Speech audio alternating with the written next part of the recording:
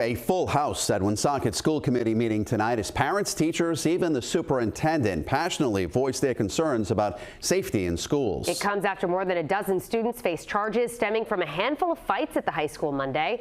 Kayla Fish was at the meeting and brings us the latest from Woonsocket.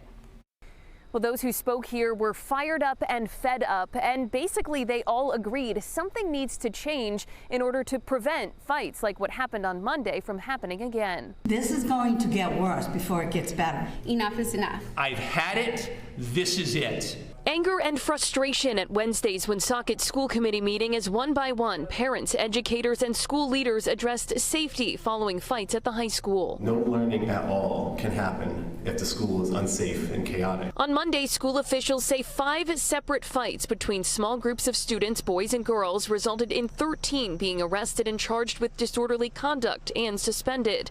The school was ordered to shelter in place multiple times. It's not fair to our students and to our staff who come to school each day and want to learn and get an education and want to teach. In a fiery address to the room, school superintendent Dr. Patrick McGee said going forward, if school officials determine students in fights are continuously getting in trouble or demonstrate a threat, they could be removed, potentially for the remainder of the year. I'm sick and tired of this behavior.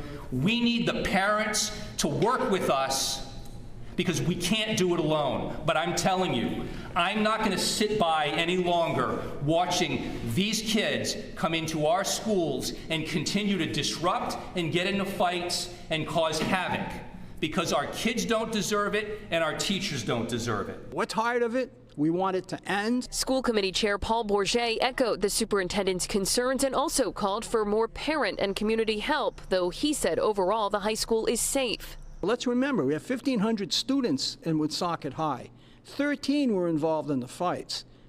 1,490 students were safe. Mayor Christopher Beauchamp said he's met with school officials and the police chief and pledged his support to address what he and others called a community problem.